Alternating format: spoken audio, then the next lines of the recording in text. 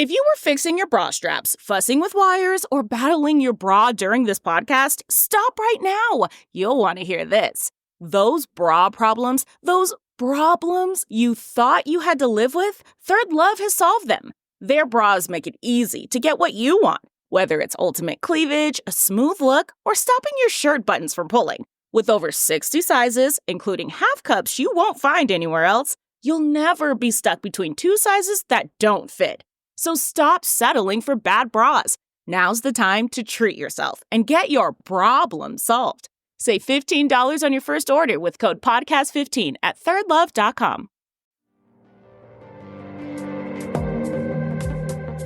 Hi, everyone. This is Jillian with Court Junkie.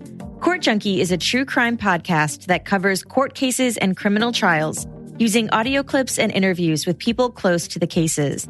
Court Junkie is available on Apple Podcasts and podcastone.com.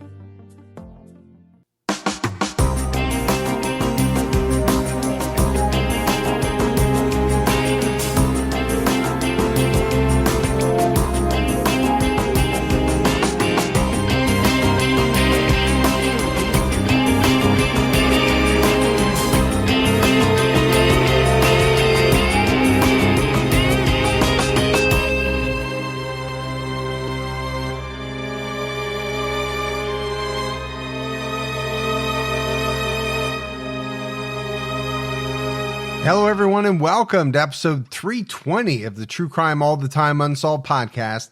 I'm Mike Ferguson, and with me, as always, is my partner in true crime, Mike Gibson. Gibby, how are you? I'm doing good, man. How about you? I'm doing great. How was your week off? It was good. How about you? You look refreshed. Yeah, I got a little sun. I was in Gatlinburg for my daughter's national dance competition. Yeah. And they did really good. They were super excited, and it was nice just to spend time with the family and not have to write and edit and all that. Yeah, it's just lay low. Yeah, and I feel refreshed for the second half of the year. Yeah, you look like you put some years on, but also took them off. Yeah. Strangely. I did turn 50. I know what you're getting at. In a nice way. Yes. In a nice way. Let's go ahead and give our Patreon shout outs. We had Renate Arneson. Hey, Renate. Morgan Hinkle jumped out at our highest level. Thanks, Morgan. Caroline Kelly jumped out at our highest level. Thanks, Caroline. Sybil Mazur. Hey, Sybil. And I think I've said her last name 3 different ways. You have. On the different things that we've recorded. Paula Johnson. Hey, thank you, Paula. Yesenia. Hey, Yesenia. Brianna Haley. There's Brianna. Monica Acosta jumped out at our highest level. What's up, Monica? Gabriella Martin Andrews. Hey, thank you, Gabriella. Catherine Fearfield. Hi, Catherine. Bonnie Jacobs. Hey, Bonnie. Brittany Crow Yant. Oh, that's awesome, Brittany. And Melinda and Britt Stance. There's the stances. Yep. So we appreciate the new support. And then if we go back into the vault, this week we selected Ilona Holcomb. Well, thank you, Holcomb. Or Ilona. I don't know. Let's say this Holcomb. Yeah, Holcomb, for sure. We had some great PayPal donations from Cyrus Frisbee. There's some Frisbee action. And Kiamisha Johnson. Hey, thank you. So we appreciate all the support. We do. Gibbs, right now we have an episode out on True Crime All the Time where we're talking about Faye Brown, who in 75 was 22 years old, participated in a bank robbery where one of her accomplices shot a state trooper. Yeah. And, this is a very interesting case where everybody got sentenced the same way, even though there was only one shooter. And so there's a lot to dissect. It really is. All right, buddy. Are you ready to get into this episode of True Crime All the Time Unsolved? I'm ready. This is a case that you and I have been talking about doing for a number of years, the Las Cruces Bowling Alley Massacre. On February 10th, 1990, 7 people were shot inside a bowling alley in Las Cruces, New Mexico. 3 children and an adult were killed during the shooting. 3 decades later, the crime remains unsolved. Fox News described Las Cruces, New Mexico as a laid-back college town about 40 miles north of the Mexican border. The shooting took place inside a bowling alley called Las Cruces Bowl. The bowling alley was owned by a man named Ron Sinak. Sinak's daughter, Stephanie, worked as a manager. February 10th, 1990 was a Saturday. Employees started coming in around 8 a.m. A junior league game was scheduled for 9 a.m. when the bowling alley opened. Did you do a lot of bowling when you were younger? When I was younger, the school I attended, took you up there at least once a week. Why? I don't really know the why, but it's what they did. Because you were such a troublemaker. They're like, we got to get these kids out of That's school right. so that the people that really want to learn can learn. That's right. I did a lot of bowling when I was younger, but just because it was a place to hang out. Yeah. Before I could even drive, your parents might drop you off at the bowling alley. They thought it was probably pretty safe and you could hang out with your friends and stuff. And it wasn't overly expensive, right? You get to bowl a couple of games. It wasn't outrageous. I never really understood the whole renting the shoe part of the bowling alley, business. Putting your feet in other people's shoes. Yeah. I mean, that one person working behind the counter spraying the shoes with a disinfectant. You're like, yeah, is it really? Well, I know it was hard for you to get a men's size 6. They probably only had one or two pairs. Okay. As a kid. Yeah. 34-year-old Stephanie Sinak was working early that morning. She brought in her 12-year-old daughter, Melissa Repass. Also present that morning was 13-year-old Amy Hauser, who was Melissa's friend. Several sources report that Amy was supposed to work in the nursery that morning. Also working that day was the cook, 33-year-old Ida Holguin. Ida used to work the night shift, but she had recently changed her schedule so she could take her mother to bingo. I will say some of the bowling alleys I've been in when I was older, since I've been older. When I was older? Yeah. What do you got, Benjamin Button? Exactly. I'm going backwards. Some of them have pretty good food. Yeah. I don't know why that is. I don't either. But they actually have some good But if you ever food. eat at a bowling alley, now I'm sure not all of them, but some of them serve some tasty grub. Yeah. Steve Sinak, the son of owner Ron Sinak, had Saturday class that morning, but he left his backpack at the bowling alley the night before. He pulled into the parking lot and he noticed 2 men outside the building. He went inside to get his backpack from the office and saw Stephanie. He had noticed the doors were unlocked and told her that she needed to keep them locked. So, I think when you're looking at this bowling alley, it really does kind of seem like a family business. Obviously, dad owns it. The kids seem to work there. Probably pretty fun. Yeah. But, keeping doors locked. This is something I'm so vigilant about. I'm always telling my girls, my wife, keep the doors locked. It doesn't cost anything to turn that little knob. No. I'm not saying somebody's going to break in, but why not just lock the door? It's a simple deterrent. Or a deterrent. That as well. Deterrent. What is it with you and trying to say this word? I don't know. Detour. Steve said in an interview for the documentary A Nightmare in Las Cruces that he didn't know if he had his keys with him that morning or not, but he knew Stephanie would be there because she got there early to look at the money. Stephanie Sinak was in the office looking at the previous night's receipts. The robbery and shooting occurred while she had the office safe open and was counting money. So apparently the girls were hungry, but Ida wasn't ready in the kitchen. So Stephanie gave them some quarters for the vending machines. When they left her office and went to the entrance of the bowling center, they saw 2 men with guns. The older man ordered Melissa and Amy to go into the office. The younger man went to the snack bar area to get Ida. So I think let's first talk about these 2 young girls, right? One's 12, one's 13. They're probably having a blast. They're together. They're running around the bowling alley. They're giving money for the vending machine. Yeah. That sounds like a great time. It's like a kid's dream. It is. Yeah. Until you see men with guns. And then, what does your brain do at 12, 13 years old? Anybody's terrified when they see someone with a gun, but a 12-year-old, a 13-year-old, they had to be petrified. Around 8:20 a.m., a man entered the kitchen and forced Ida at gunpoint towards the office where Stephanie and the girls were being held at gunpoint by a second man. Ida said that at first she thought he was there to clean until she saw the gun. The man put a gun against Ida's side and told her, "This is a holdup. Come with me." So I'm thinking back to the TCAT episode this week. I was thinking the same thing. Where, I mentioned I had been held up a couple of times and had guns pointed at me. It is an extremely scary experience. And you were an adult.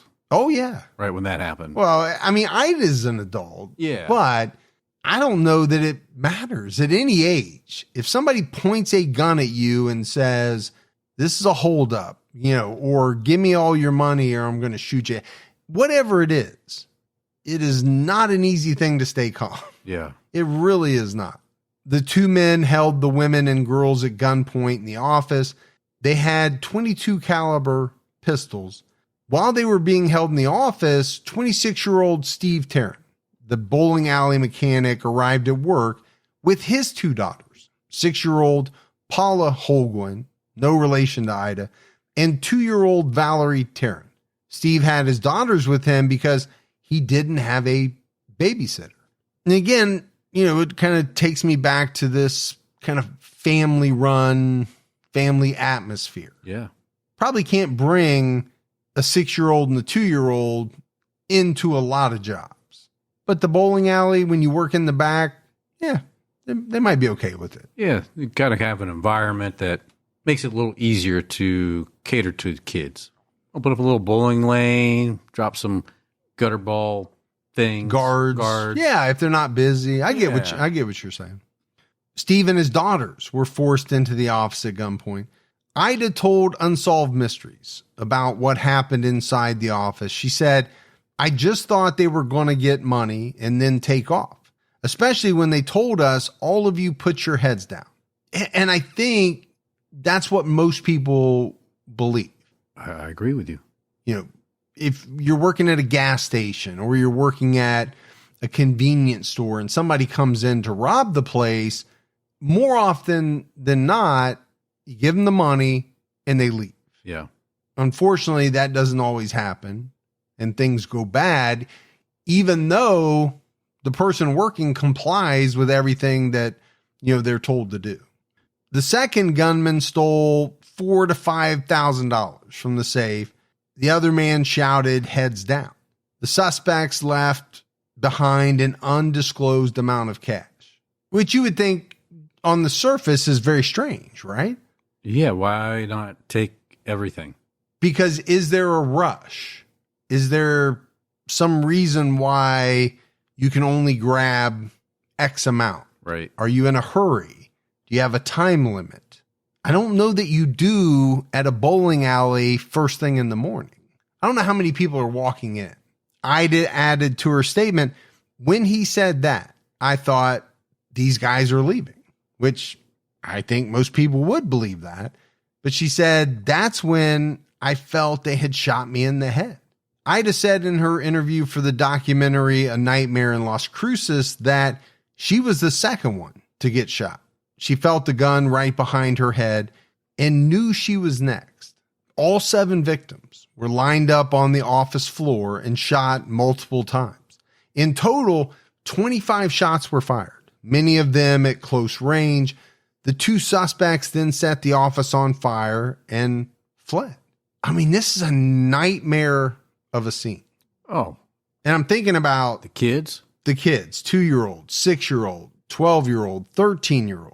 And then I'm thinking about Ida, who says she had already heard a shot and then somebody put the gun to her head. She knew she was getting shot. Yeah. Scary, scary stuff. I'm thinking the bowling alley mechanic, Steve, coming in. He's probably thinking, why couldn't I have taken my kids to the babysitter? Why couldn't I have found somewhere else to go?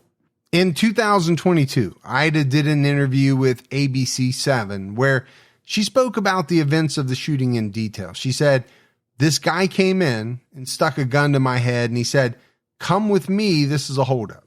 And I couldn't even move to the office because I was so scared. I was stiff. And he kept hitting me in the back with the gun and told me to go into the office. And when I got to the office, Stephanie, Melissa, and Amy were on the floor laying down.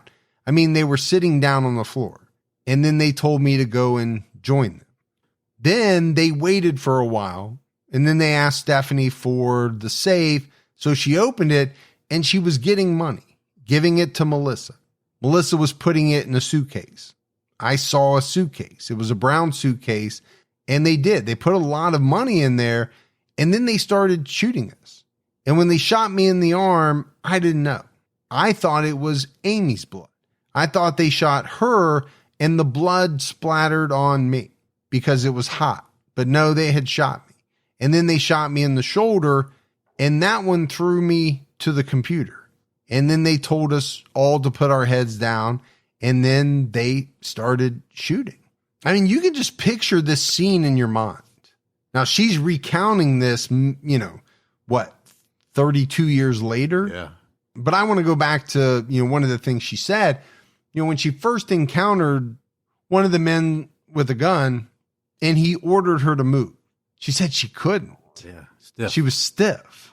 And probably most of us have experienced that, not having maybe a gun pointed at them, but being scared stiff. You've heard that phrase before. It actually happens. You get so scared that like your back locks up on you. Your legs don't seem to want to work. Did you experience that a little bit? I was sitting down, so maybe not as much, but I have experienced it in other situations, probably more so than the gun situations, which is weird. Sure, yeah. There have been a couple of things that have happened to my kids where I got so scared that my back is locked up on me. And it took me a minute to move into action. Melissa Repass was still conscious and called 911 at 8:33 a.m. The following quotes come from KOAT.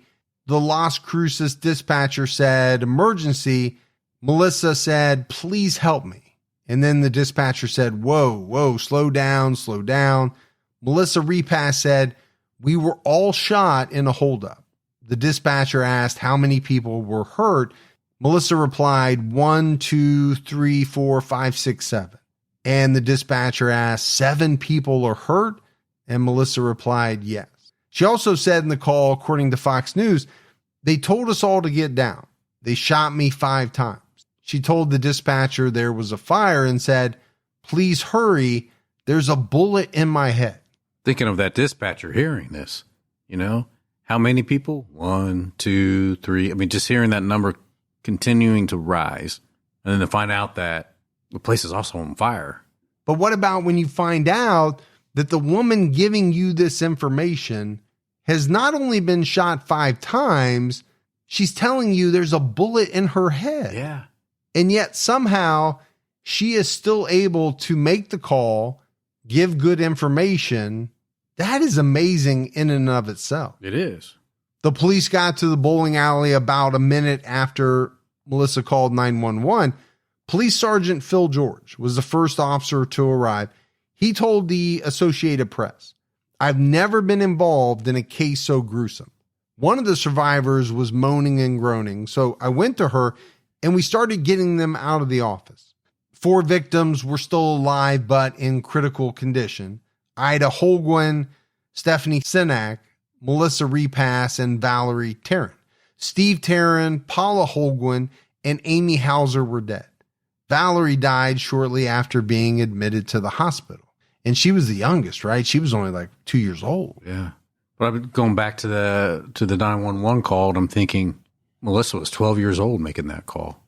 Pretty amazing. Yeah, that's a great point. I mean, I kind of emphasized the fact that she'd been shot 5 times. She said she had a bullet in her head, but she was only 12 years old and able to do that. Within an hour of the shooting, the authorities set up roadblocks on all roads leading out of the city, but no arrests were made. Helicopters and planes from the U.S. Customs Service, Army, and Border Patrol assisted with the search. All but 2 victims were shot in the head with a handgun, according to Las Cruces Police Department Chief of Detectives, Captain Fred Rubio. Rubio did not identify the survivors initially, but said they were a 34-year-old woman, her 12-year-old daughter, and another 30-year-old who was working that day.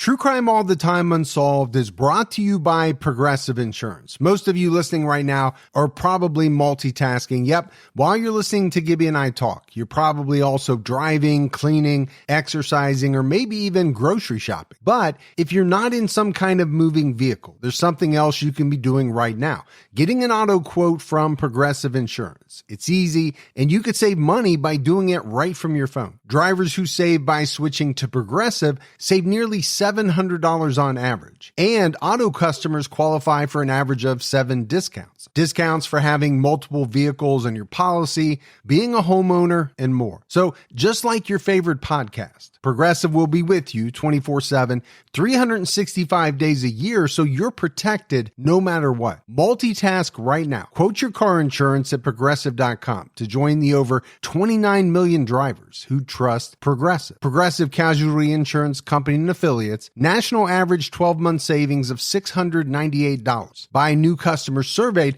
who saved with Progressive between June 2021 and May 2022. Potential savings will vary. Discounts not available in all states and situations.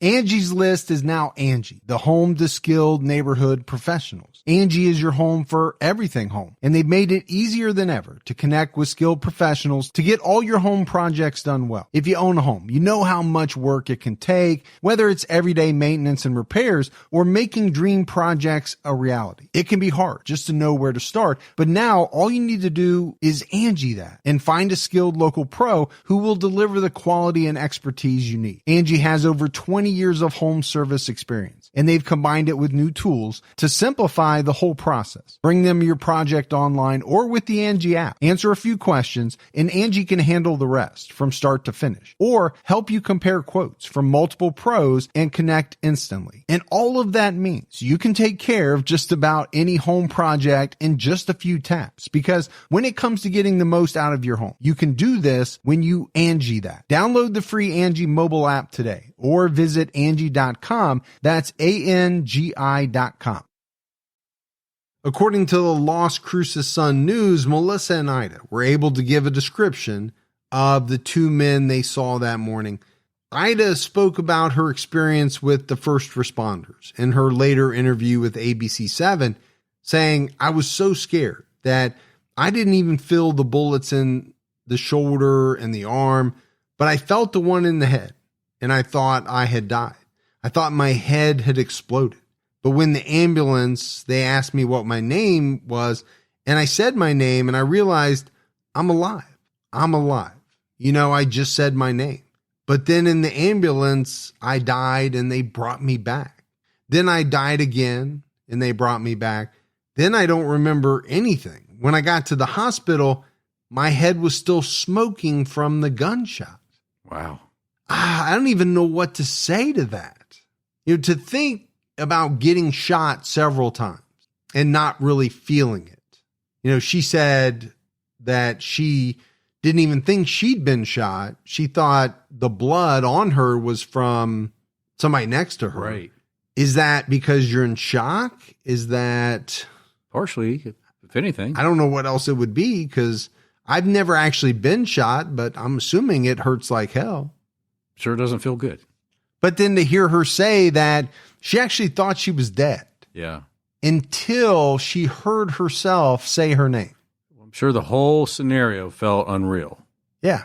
Or surreal, probably. Or surreal. Yes. Both. I think both work. Yeah.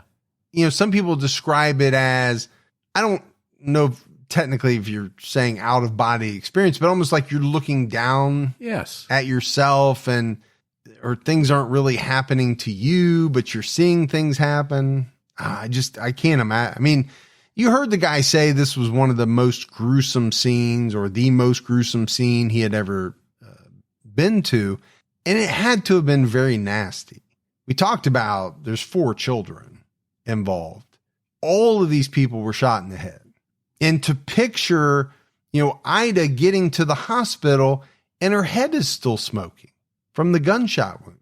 Another witness who helped with the composite sketches was Stephanie's brother, Steve. He told Unsolved Mysteries, "I saw 2 Hispanic gentlemen walking from the back of the building towards the front. The older gentleman handed the younger gentleman a small case. The older gentleman squats down and looks right at me as I'm driving towards them.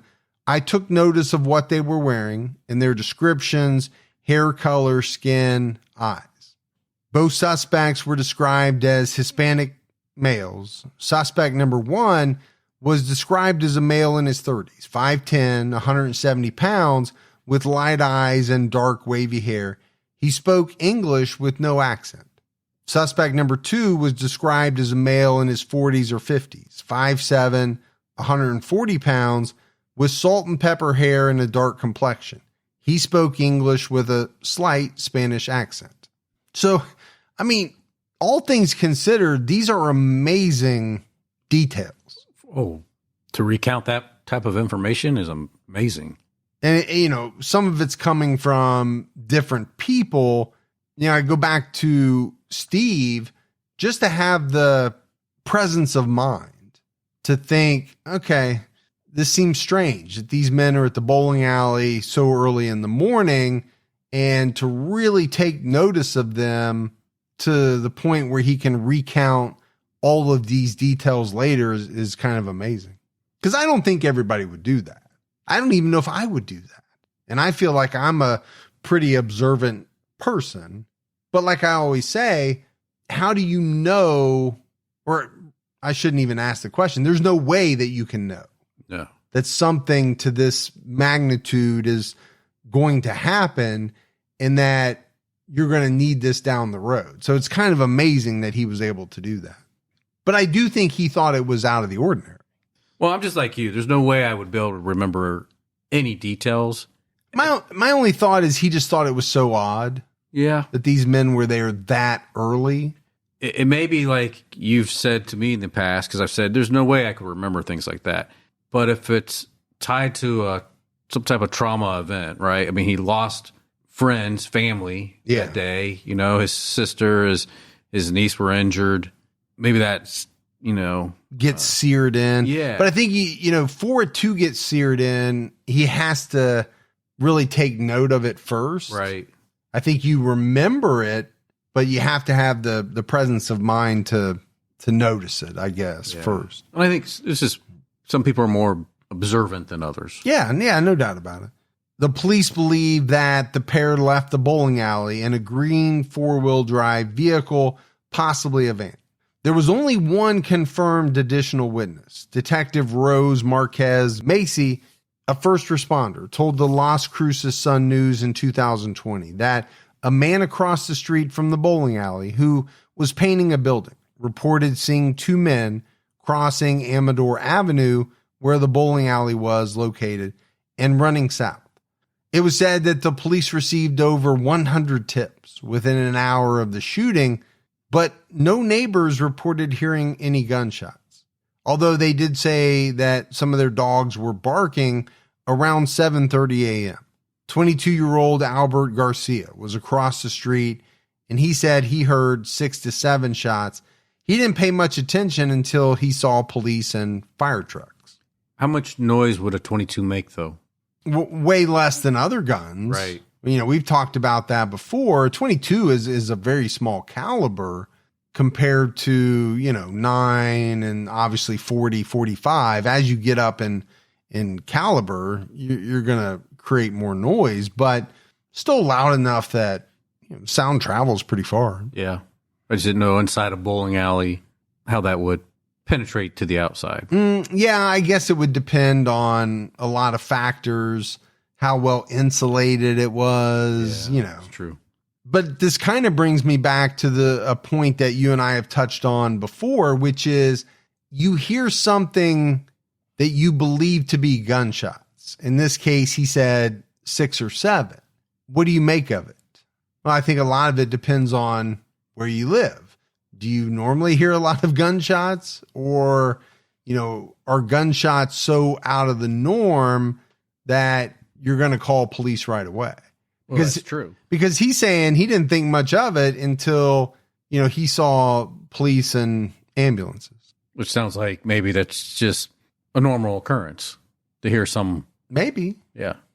I mean, I've said before, I hear gunshots all the time, but it's because I live in not a rural area, but there is large tracts of land around me where people are shooting sometimes. And so I don't make a lot of it when I hear a shot. I don't think, oh my gosh. But a lot of people would, because they're not used to hearing gunshots in their neighborhood. Sure, yeah.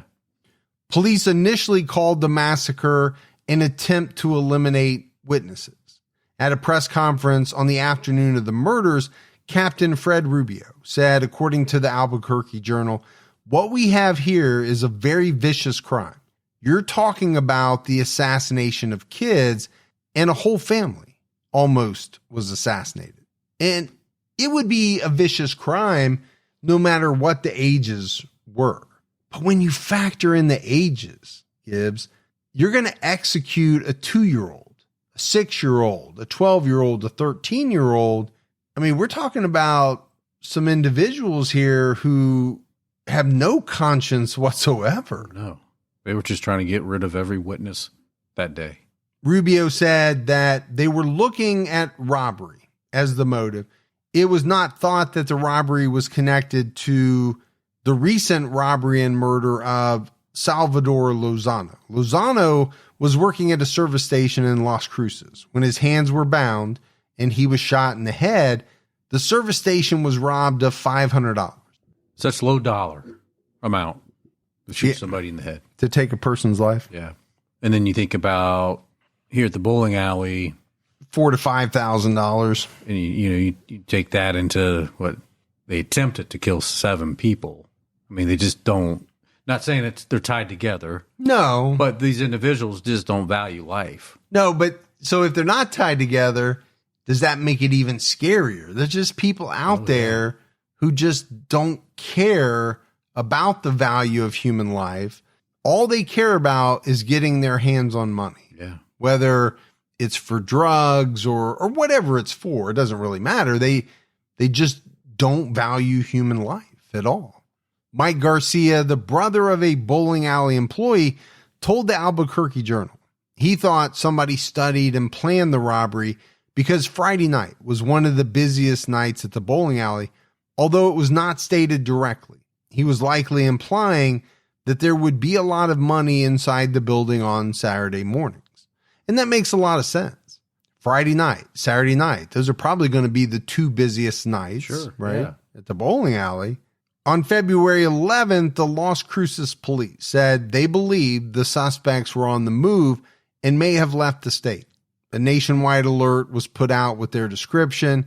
Captain Fred Rubio also said they were checking out information about the possibility that the suspects were local. And we mentioned the fact that they weren't that far from the border. So that had to be, I think, at least a consideration. Sure, and I think that's why the Border Patrol jumped in on it initially, just to make sure if they saw any suspects trying to maybe cross back into Mexico, they could identify them. So, Rubio said they were checking out information about the possibility that the suspects were local, but at the same time thought that they were on the move. And they could have been either or both. Yeah. Right? If you're local and you've just committed this horrible crime, are you going to stick around? I would not think so, because at this point, not only are you a killer, you're a child killer. It's even worse. If it can be worse, it's worse. It's worse. And if you're not local, you're on the move anyway. So either way, you've got to get out of town. All these people are looking for you, right? The police said they plan to share composite drawings with Mexican authorities. Captain Rubio said, per the Associated Press, "We have information right now. There may be a possible individual from Mexico who has done something like this."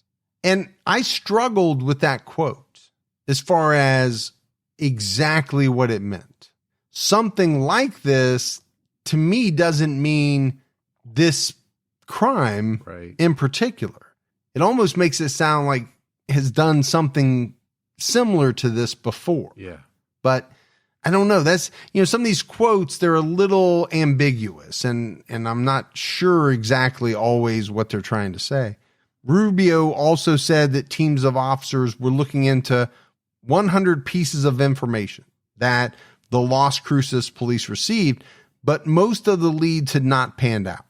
Well, not surprised, right? We have done enough cases. We know they get tons of leads, and they investigate the leads. They try to track them down, but they just don't pan out. But they have to do it, right? They have to spend the time to evaluate the lead and see where it goes. Well, just by the nature of this type of stuff, the vast majority of leads are not going to pan out. But to your point, how do you know which ones are not going to pan out unless you look into all of them? Right. A lot of the crime scene was contaminated by firefighters and EMS who were trying to extinguish the fire and get the victims out. And how can you blame them? I don't want to give the suspects any credit, but kind of smart to eliminate a lot of potential evidence. Well, fire, for a long time has been a way to kind of eliminate evidence from a crime scene. And then you're going to have the firefighters come in and douse it with water. So you're going to have, that on top of it. But at that point, you're in life-saving mode. You're not in worrying about trying to preserve evidence mode. You can't be, because you've got people inside who are still alive. You got to get the fire out. You got to get them out and save their lives. All 3 wounded victims were initially in critical condition. By the next day, 2 of them were upgraded to serious condition, and 1 was listed as being in good condition, which is kind of amazing. Oh, yeah. That by the next day, 3 individuals shot in the head were upgraded. By Sunday, 1 survivor was shown a composite sketch of one of the suspects and said that it was a pretty good resemblance. According to the Albuquerque Journal, the community of Las Cruces was shocked and devastated by the shooting, which would become known as the Las Cruces Bowling Alley Massacre. And I think, to your point, what horrified people the most was the fact that the suspects could kill 2 very young children. Ophelia Carrillo, the manager of a restaurant next to the bowling alley, told the El Paso Times, "I hope this was done by outsiders. People from here don't do this to each other. If people from Las Cruces did it, we're in trouble." And I get what she's saying. Somebody did it. It's horrible. Sure. She's saying, I really hope it wasn't somebody here, because who knows what they're going to do next. Right. This is our community. Yeah. These are people we know. Why would somebody ever do something like this? Audrey Taryn lost her husband, Steve, and 2 daughters that day. And we mentioned it, right? Paula was only 6 and Valerie was only 2 years old. Yeah. To lose one family member to a horrific act would be devastating. But to lose your entire family, your husband, and both of your children, I just can't even begin to imagine the heartache and how you pick up the pieces from that. Steve had worked at the bowling alley for about 2 years, but he had recently put in his 2 weeks notice. He couldn't get a babysitter that day and decided to put the girls in the daycare at the bowling alley. Steve had been working while pursuing a degree in criminal justice at New Mexico State University. He finished school in December and was planning to take the Las Cruces Police Department entrance exam at the end of February. Wow. When you think about the fact that he had his 2 week notice in, think about the fact that what if he would have found a babysitter that day? The kids wouldn't have been there. Maybe he wouldn't have been there at that time either. A lot of what ifs in some of these scenarios. And in the day, you find out he wanted to be in law enforcement. So he probably would have gone on to save lives or at least protect lives. Right. And instead he's, gunned down along with his 2 young daughters. According to the Las Cruces Sun News, Steve's brother, Anthony Tarrant, was at his dorm at New Mexico State University when a nurse at the Memorial General Hospital, now called Memorial Medical Center, called and told him to get there quickly, but didn't say why. When Anthony got to the hospital, he didn't know why everybody was staring at him. He'd heard about a shooting on the radio, but didn't know it was at the bowling alley. A nurse led him to an emergency room to meet his sister-in-law, Audrey. Anthony asked her what happened, and she said, there was a robbery at the bowling alley, and they shot and killed your brother. He asked about the girls, and she told him they were shot and killed too. And these are the stories that we don't always hear about in the episodes, right? Obviously, Audrey is devastated.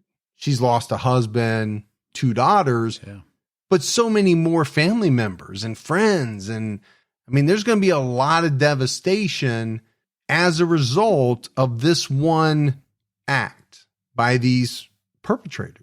Amy Hauser was in the 8th grade and had enrolled at her new school the previous school year. She was quiet at first, but had blossomed into an outgoing and happy girl. According to her friend and classmate Juan Muriel, on February 13th, the Las Cruces police released revised sketches of the suspects after interviewing the survivors. Bowling alley owner Ron Cenac told reporters on February 15th, is reported by the Albuquerque Journal, beautiful, innocent people, children, have been taken from us. Let us not allow this tragedy to affect us with fear alone, but rather let us strengthen our resolve to bond as a community and find ways to heal our wounds. We are determined not to allow this insane act of 2 individuals to permanently alter the lifestyles of an entire community. And I really took a lot away from this statement. Here's a guy who lost a lot. Sure. But he's saying, you can't let this define you or change you for the rest of your life. You got to go on living. Otherwise, they win. Yes. These type of things are always going to change a community. Sure, yeah. But at some point, you can't hunker in your basement for, in fear of going to the grocery store. No, you got to decide to move forward. Yeah, you got to find a way to work through it. And I think what he's saying is it's going to take the whole community to helping each other to make that happen. Yeah. Cenac said that contrary to information given by Amy's family, she was not a part-time employee at the bowling alley. She and Melissa were friends and were waiting for a sitter that morning. Cenac said his meetings with investigators suggested they were following 2 avenues. One was that the suspects were robbers who were only seeking money, and the other is that they planned the attack for some reason. On February 16th, an investigator confirmed that the police questioned Ron about whether someone with a grudge could be responsible for the massacre. Cenac had said he believed the shooting was a random armed robbery gone wrong. The bowling alley had been burglarized several times since it opened in 1984. Captain Fred Rubio said, according to the Albuquerque Journal, all I can say is we confronted him with that type of question. If anyone had anything against him or his family, from the beginning of the incident, we've looked at the possibility that people came in to do harm to him or his family for whatever reason. And I wonder, Gibbs, how much of this goes back to the robbers not taking all the money. We kind of pointed that out as being a little strange. They got away with $4,000 or $5,000, but it specifically was said that they left money behind. So you're thinking that maybe this was some type of hit and they took the money to make it appear like a robbery? I think the police had to at least entertain that possibility, because I do think it comes down to those 2 options. They're either there to get money. Right. And only get money, or they're there to take out one or more specific individuals because of, a grudge or for whatever reason. I go back to one of the questions that I ask in a lot of episodes, which is, if you get the money, why do you need to shoot everyone aside from we're going to eliminate all potential witnesses avenue? Right. And in that scenario, why eliminate the young ones, which won't make a very good witness anyway? Well, I think especially when you're talking about a 2-year-old. Right. Is a 2-year-old going to be able to give the details that are going to allow police to find you? No. So, yeah, I just don't know. It's hard to make sense of some of these things because you don't know what's in these people's minds.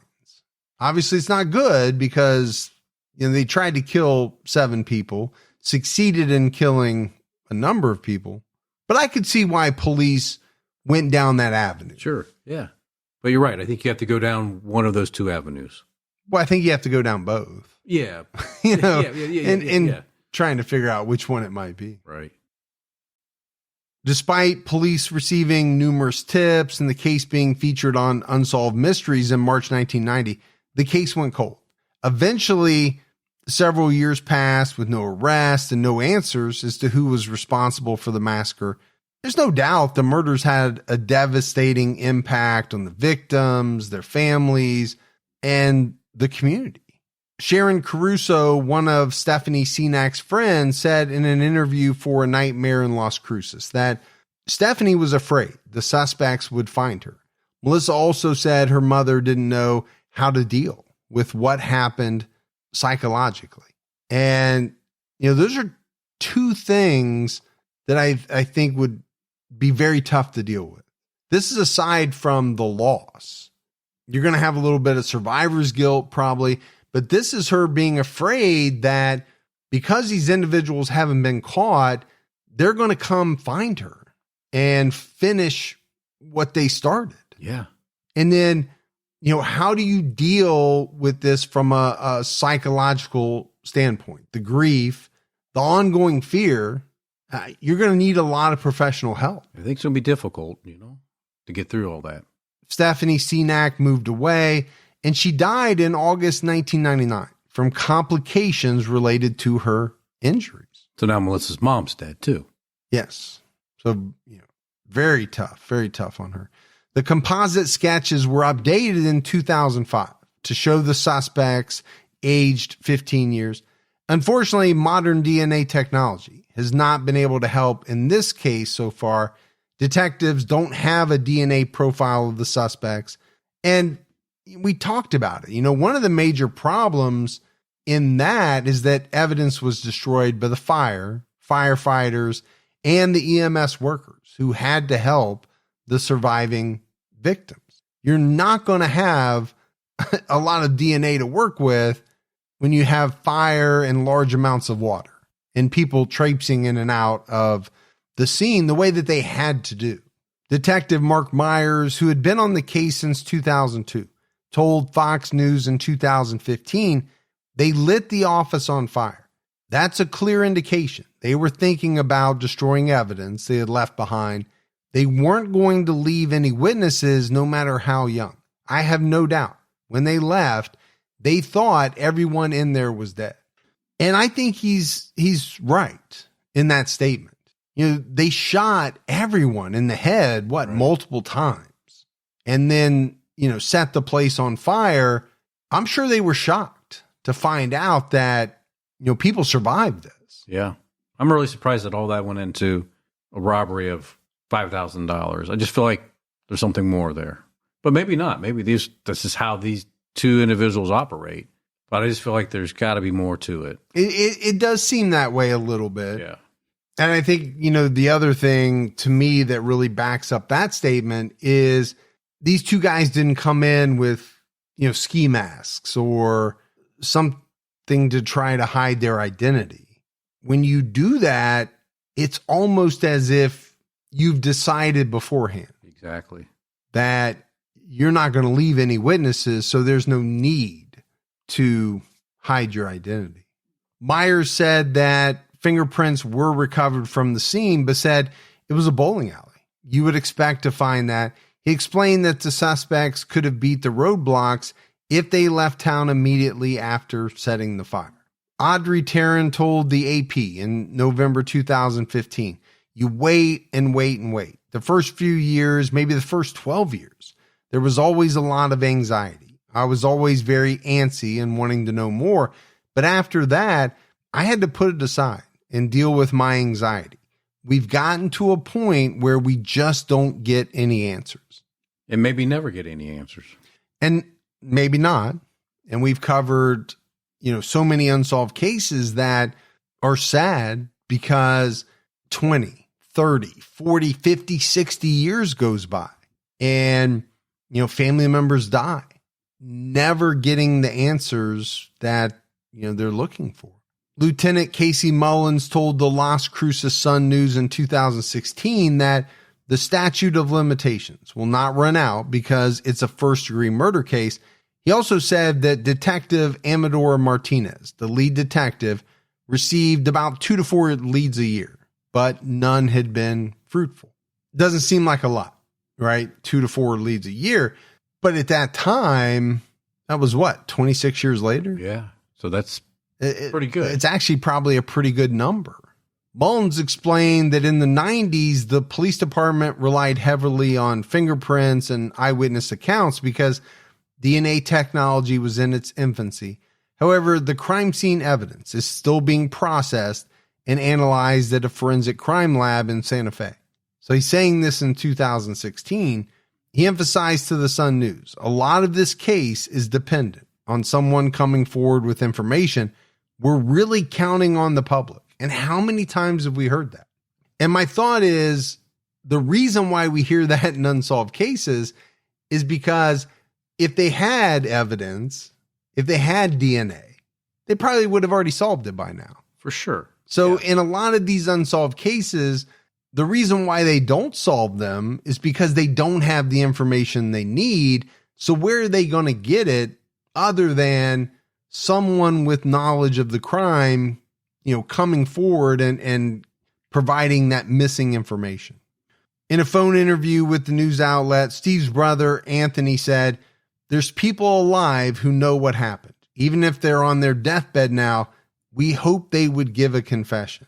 Detective Chuck Franco told the Sun News in 2020 that he believes the gunmen were professionals because of the type of weapon used, 22 caliber handguns, the way the victims were shot, and because the suspects tried to get rid of evidence.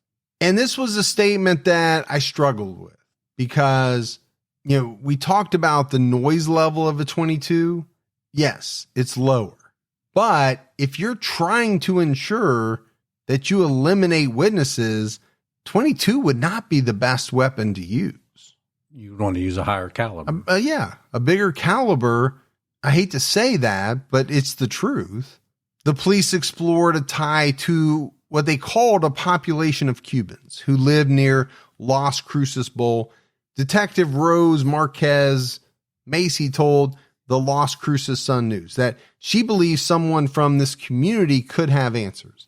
Authorities considered the possibility that the shooting was revenge against owner Ron Cenac, Stephanie's father, who was in Arizona that day.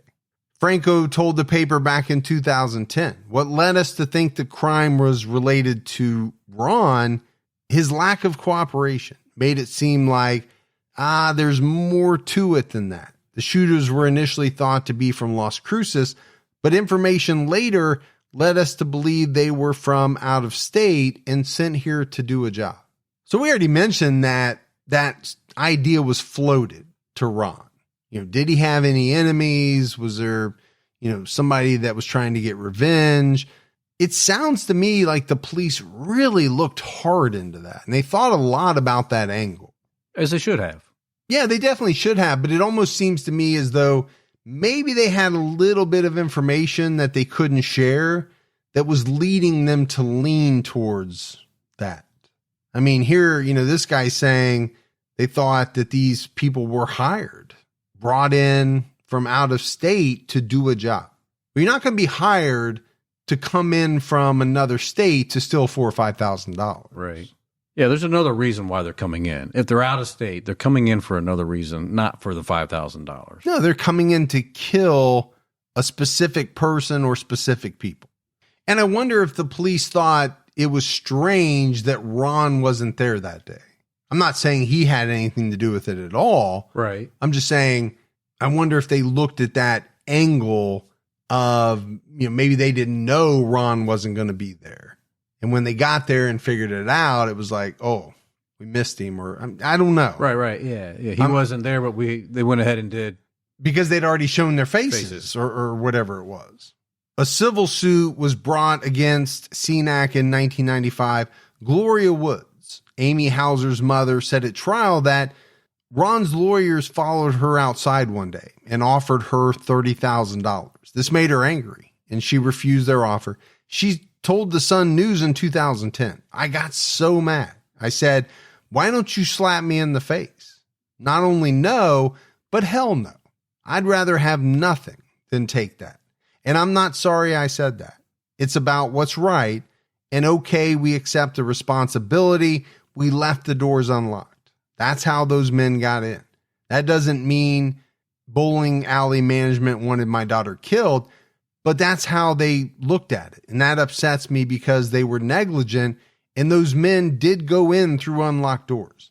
And maybe they would have broken a window and still got in, but that would have been a process where employees were alerted in some way, and it wasn't that way.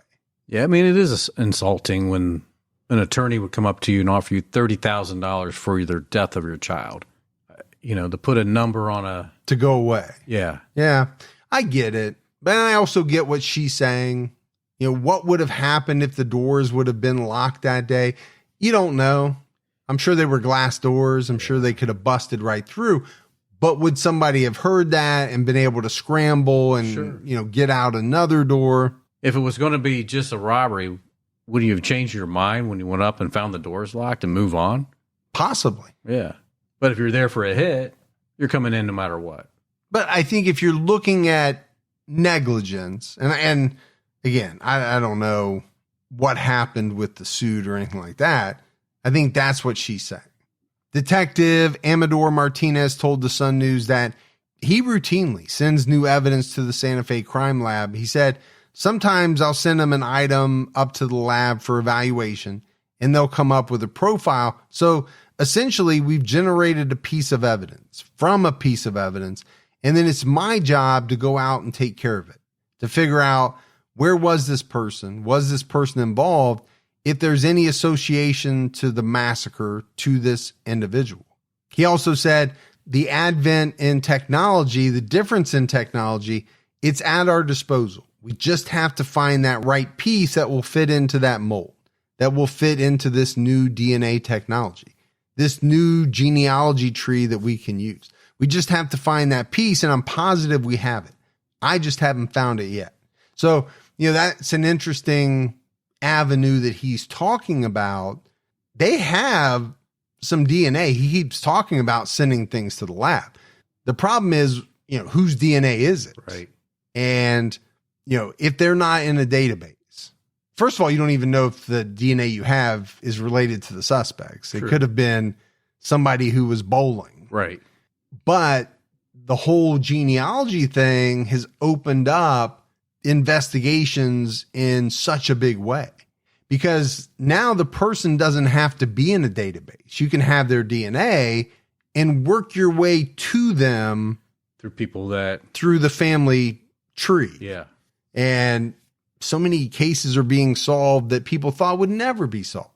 Now, again, how much DNA they have, how good is it? We talked about the fire, the water, and all that, but apparently he's saying they have some. And maybe it's just enough for them to get to that point where they can have some conversations with some individuals to see if they're the suspects. Yeah.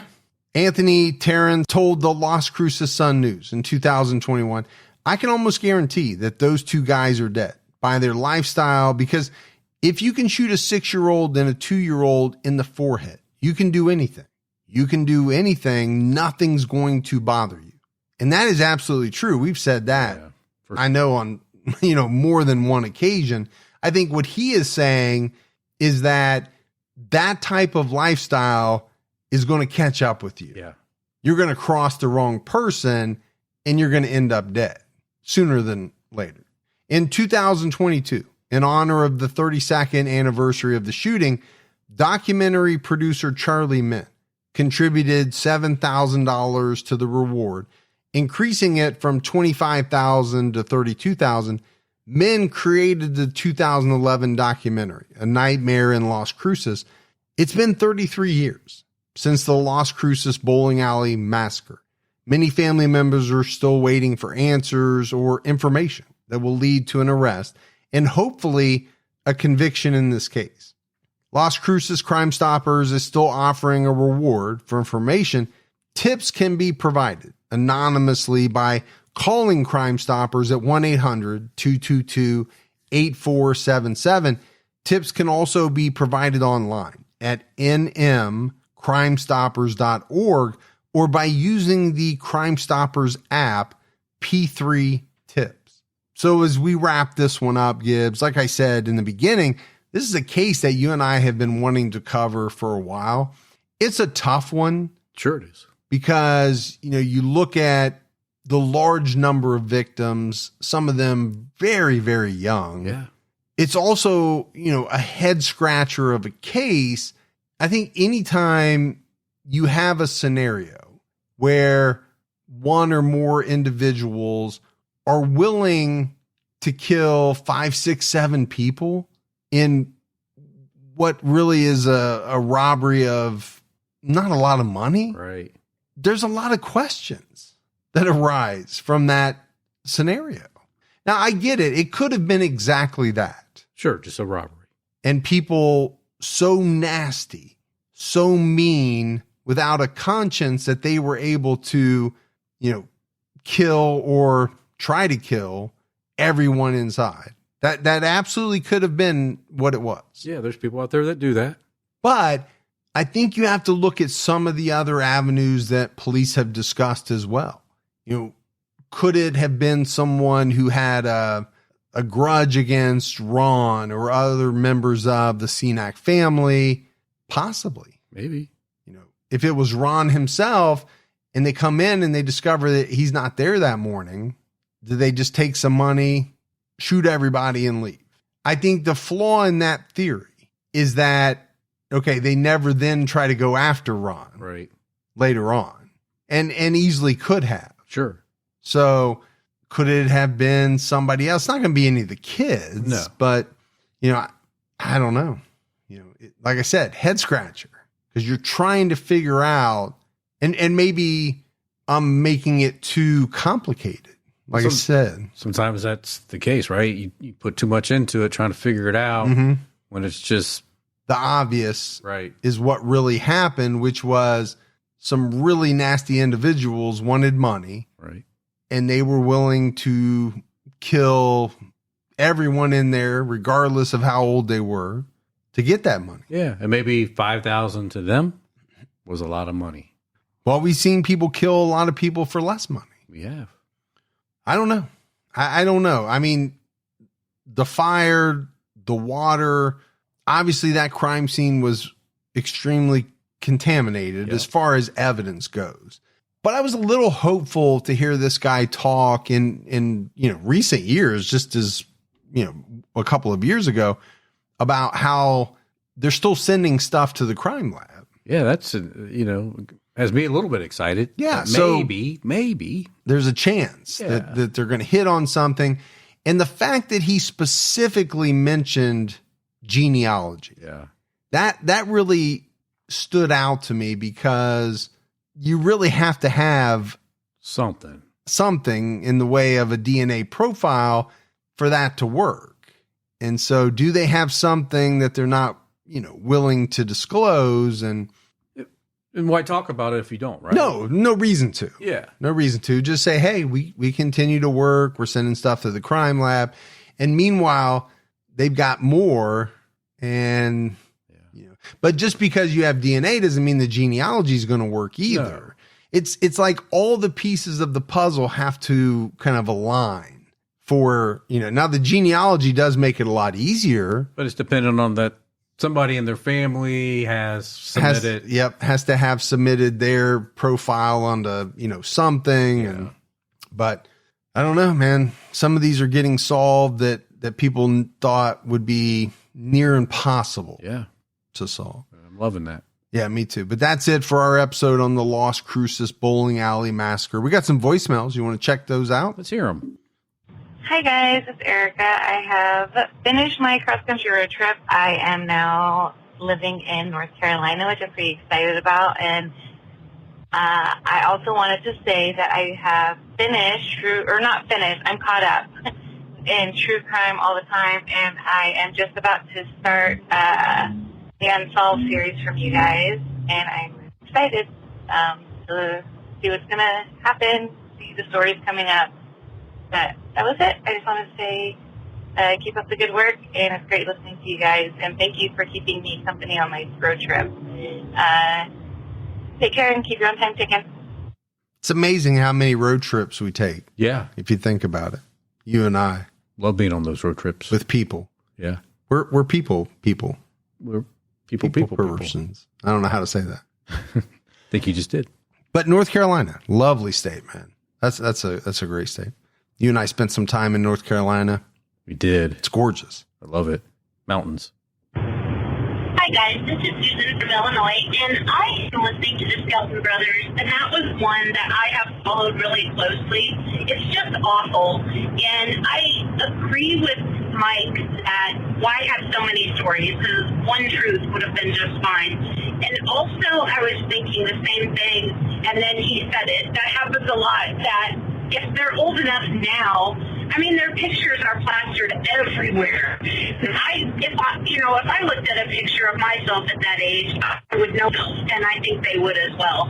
So I really fear for the worst for those poor boys. And I think he's just a complete psycho. And it's too bad that there's no waterboarding allowed, because we need something. They need answers for the family. It's just awful. Thanks for covering this. Good story as always. And you guys do it a lot of justice. Thanks for all you do. Stay safe. Keep your own time. All right. Thanks for the voicemail. And sounds like she would waterboard him if she got the opportunity. I think there's a lot of people that would waterboard certain individuals that we cover to get the answers that they need. Yeah. I just love you guys. I was listening to, I can't remember which one, but there was a bunch of people confessing to killing Shirley, and Gibby said something about trying to get street cred, and he said, I'm a bad you-know-what. And I swear, I thought he was going to say, I'm a bad mamma jamma. And I was just thinking how funny it was to hear Gibby say, bad mamma jamma. So if you could get him to say that, it would be appreciated. I think everybody would get a kick out of it. Bye. I'm a bad mamma jamma. Yeah. Yes, you are. Yeah. You don't say it enough. I know. All right, buddy. That is it for another episode of True Crime All the Time Unsolved. So for Mike and Gibby, stay safe and keep your own time ticking.